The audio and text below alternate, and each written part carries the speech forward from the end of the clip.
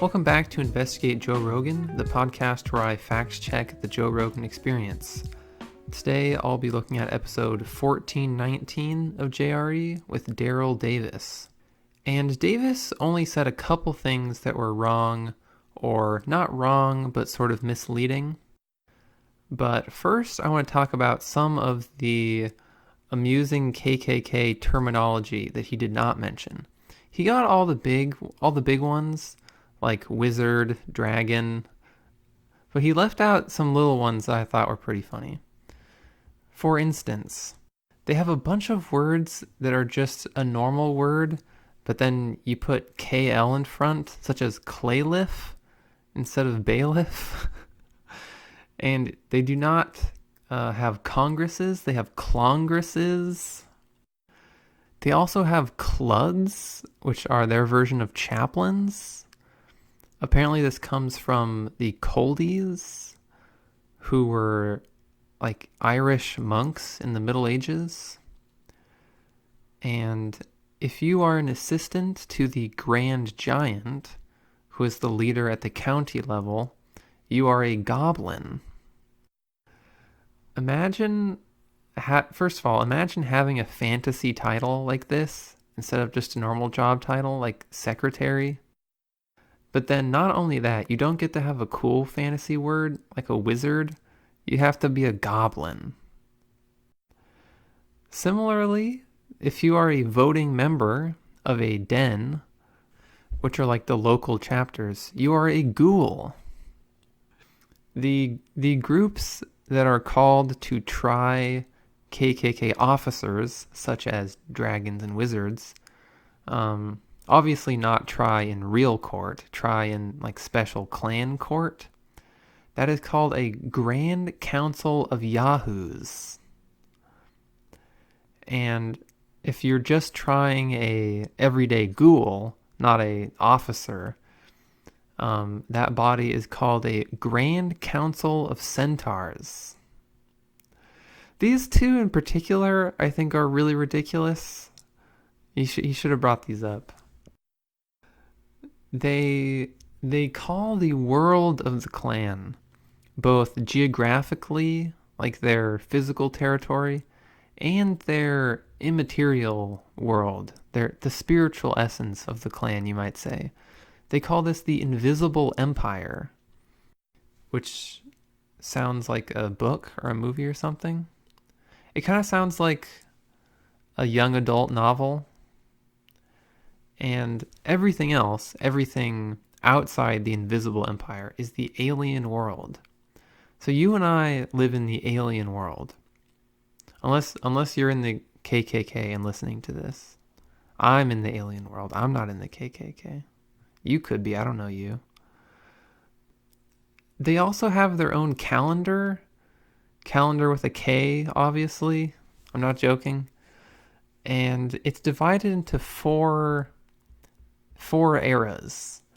So first there's the reign of incarnation and incantation, which is everything that happened before the Revolutionary War, which is a pretty big span of time. I mean, that's most of human history right there. So this is the biggest era. Then there's the first reign of our incarnation and incantation, which goes from the Revolutionary War to the founding of the original KKK. Then after that, there's the reign of our second incarnation and incantation, which is from the founding of the original KKK to 1872, which is when Nathan Bedford Forrest dissolved the original Klan. And the era we are in now is the reign of our third incarnation and incantation. So that's where we are now in history, in case you were wondering. And this calendar begins in March. I couldn't find a reason for this. Maybe they just wanted to be different. Just for world building purposes, perhaps. I'm not sure. But anyway, on to some minor corrections with what Daryl Davis said. First, he said that Bob White was a cop while he was in the KKK, and that the cops just sort of ignored it. But I could not find anything to support this. Really, the only thing I could find about this issue that were not just other Daryl Davis interviews was a 1989 Washington Post article that said Robert White was a former police officer, and basically says that he was a cop and then he quit and then got arrested for this stuff. So I couldn't find anything for him doing both at the same time. But this really isn't that much better. I mean, it's not like you instantly become a racist when you put the cone on. You know, you join because you're a racist. So he was probably a racist and a cop at the same time, which is what Daryl Davis was getting at anyway. The only other things he really gets wrong or leaves information out about are when he talks about some of the politicians that he says were in the KKK. The first of which is Warren Harding. And there is only one source for Warren Harding supposedly being in the KKK. And that's that in the late 40s, former Imperial Clock Guard, spelled with a K obviously, Alton Young, told journalist Stetson Kennedy on his deathbed that he had secretly sworn Harding into the KKK while he was president. And then in 1985, the journalist Stetson told this to author Wynne Craig Wade, and that guy put it into various histories of the KKK that he wrote. So that's it. That's the only source. It's just this one dude on his deathbed. And most historians don't think that Harding was in the KKK. It sort of got back into the popular consciousness recently with the book Freakonomics. But they've actually since taken it back and said that they don't think he was in the KKK just because there's not enough evidence.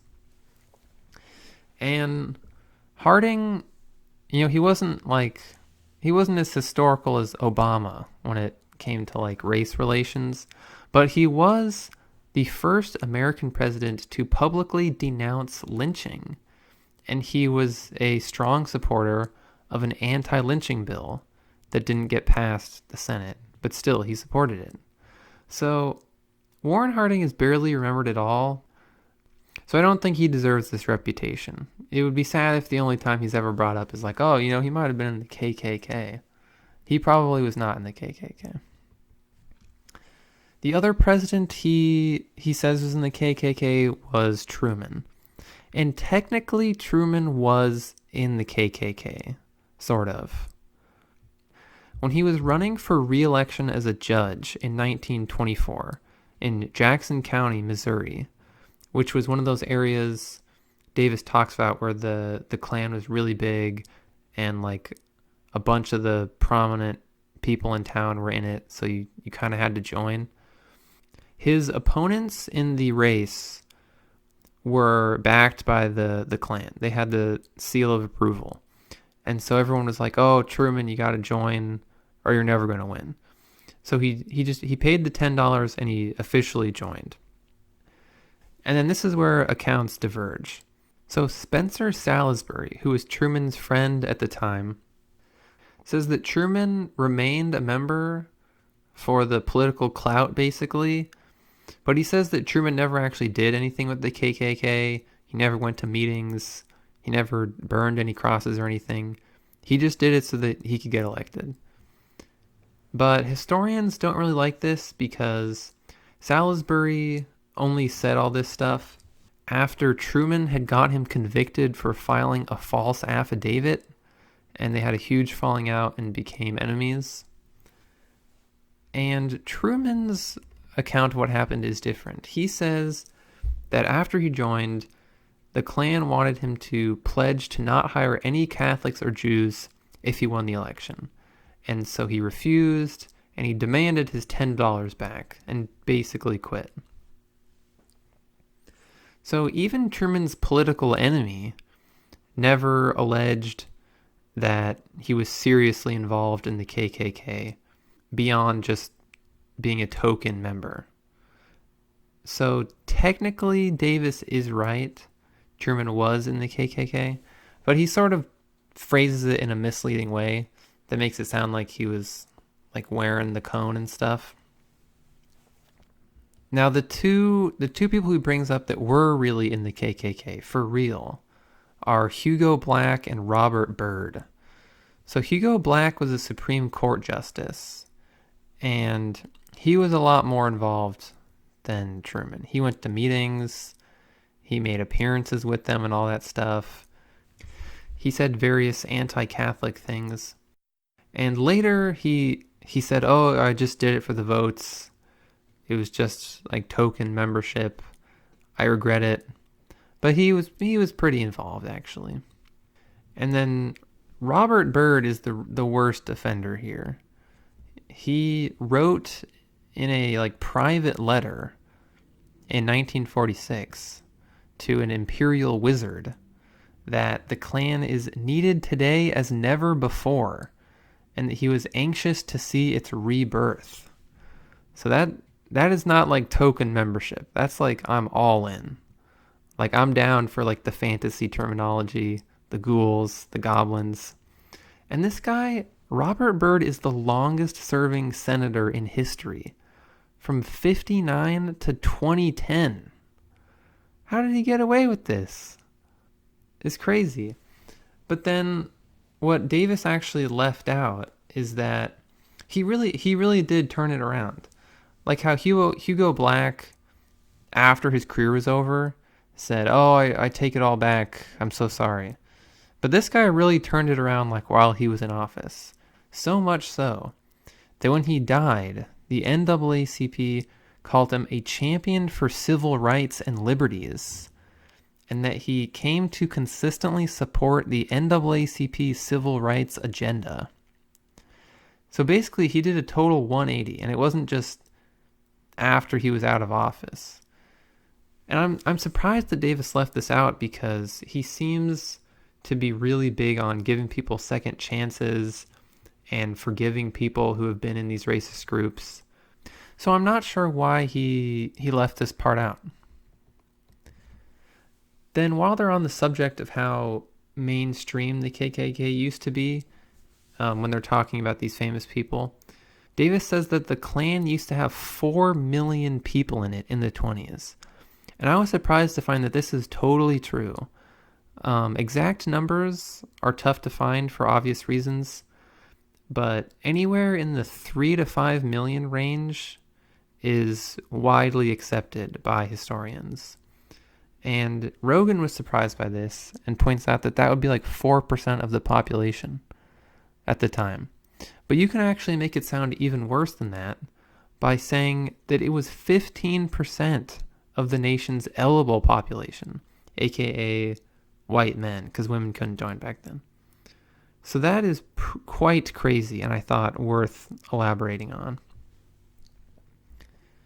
Then the last thing I'll mention is that Davis says that the slogan, "Take our country back," that the Tea Party used was originally a KKK slogan, not the OG Tea Party that threw tea, the anti-Obama Tea Party. And he seems to imply that the Tea Party used this slogan for this reason intentionally, as a sort of secret signal, or dog whistle, as would be the trendy way of putting it today. But I could not find anything about "Take our country back" originating with the KKK.